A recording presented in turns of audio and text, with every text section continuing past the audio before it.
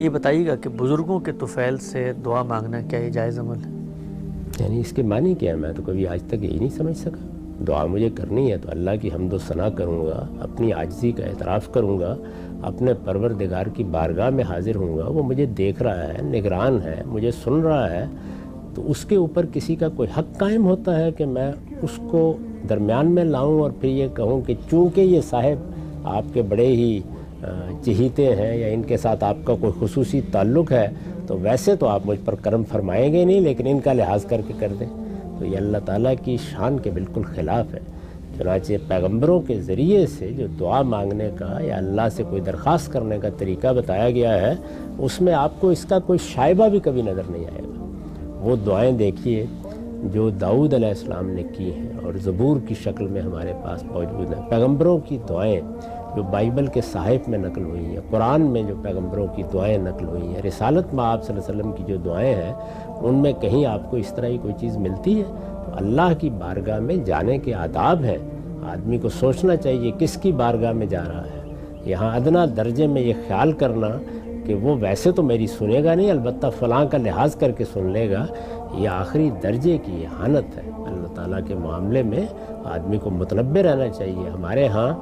بعض شخصیات خاص طور پر پیغمبروں کے بارے میں تو لوگ حساس ہوتے ہیں، لیکن بارگاہ خداوندی کے بارے میں حساس نہیں ہوتے۔ دراحل ہے کہ سب سے بڑھ کر اسی بارگاہ کے بارے میں حساس ہونا چاہیے۔ تو اللہ کی بارگاہ میں جب آپ جا رہے ہیں تو اس کے آداب وہی ہیں جو پیغمبروں نے سکھا دیے ہیں، لہذا اس طرح کی نہ دعائیں کرنی چاہیے، نہ یہ طریقے اختیار کرنے چاہیے۔ یہ دین کے لیے، پیغمبروں کی دعوت کے لیے، ان کے اسوہ کے لیے بالکل اجنبی چیزیں ہیں،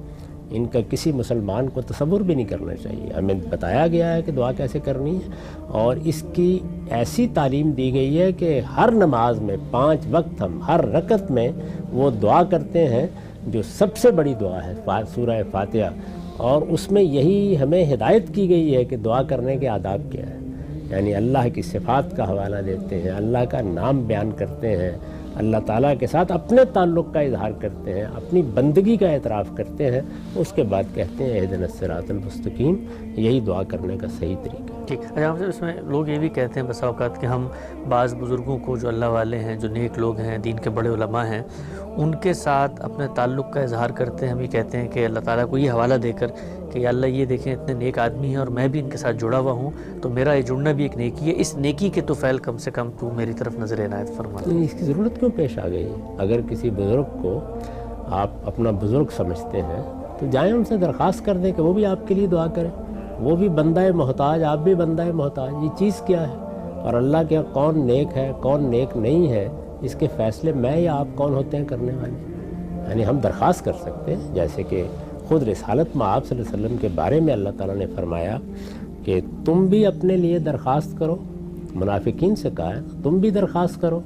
یا کمزور مسلمانوں سے کہ تمہارے گناہ معاف ہو جائیں، اور حضور سے بھی کہو کہ وہ آپ کے لیے دعا کریں۔ تو یہ بالکل ٹھیک ہے، یعنی کسی بزرگ سے یہ کہنا کہ آپ میرے لیے دعا کر دیں،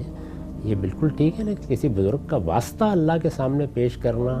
یا جس طرح کے بعض الفاظ وسیلے کے عام طور پر لوگوں کی زبان پر آ جاتے ہیں، یہ بالکل آداب کے خلاف ہے۔ ٹھیک، اچھا ہم سب یہ جتنے ہمارے ہاں شرک کے مظاہر ہیں اور اتنی بڑی بڑی ہمیں جس کو آپ کہتے ہیں انحرافات نظر آتے ہیں، لوگ قبروں کو جا کر باقاعدہ سجدہ کر رہے ہیں اور اس طریقے سے ان بزرگوں کو حاضر و ناظر مان رہے ہیں، ان سے جو ہے مختلف رسوم و آداب انہوں نے وابستہ کیے ہوئے،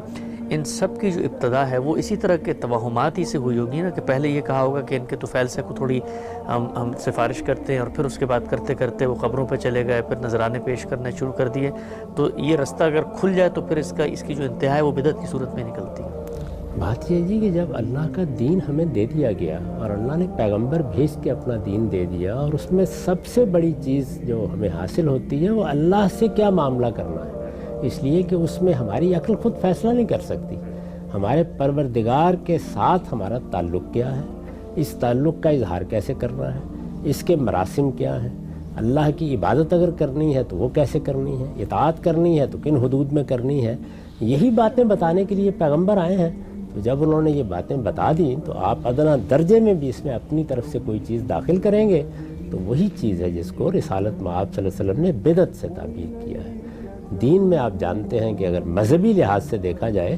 تو دو ہی سب سے بڑے جرم ہیں، ایک شرک اور ایک بدعت، تو اس کے تو بالکل قریب بھی نہیں جانا چاہیے۔ جو طریقہ عبادت کا اللہ نے بتایا، اور دعا عبادت ہے بلکہ عبادت کی اصل ہے، دعا کرنے کا جو طریقہ اللہ نے بتایا ہے، اللہ کے پیغمبر نے بتایا ہے، طابق نال بالنال اس کی پیروی کرنی چاہیے، تاکہ کہیں بارگاہ خداوندی کے آداب کی خلاف ورزی نہ ہو جائے۔ یہ معمولی بات ہے کہ آپ نے جانا ہے۔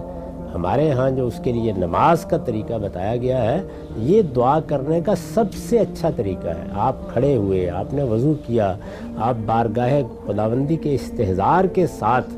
ہاتھ اٹھا کے دنیا سے بے تعلق ہو کے خالصتاً خدا کی طرف متوجہ ہو کے رکوع کر رہے ہیں، سجود کر رہے ہیں، اس کے بعد آپ قعدے میں بیٹھ کے پھر اللہ سے دعائیں کرتے ہیں۔ تو یہ دعا کرنے کے طریقے ہیں، ان کو اختیار کرنا چاہیے۔ اس طریقے سے اگر آپ راستے کھولیں گے تو پھر ظاہر ہے کہ توہمات کے بطن سے توہمات برآمد ہوتے جاتے ہیں، اس کے بعد لوگ اپنی طرف سے دین ایجاد کرتے ہیں۔ تو ہمارے ہاں یہ جو دین لوگوں نے ایجاد کر رکھا ہوا ہے، جس میں رسوم ہیں، جس کی اپنی عبادات ہیں، جس میں اسی طریقے سے قبروں پر جانا ہے، چلے کرنے ہیں، اس سب کا ہمارے دین کی دعوت سے کوئی تعلق نہیں ہے۔ یہ سر تسر بدعتیں ہیں جن سے ہر مسلمان کو اجتناب کرنا چاہیے۔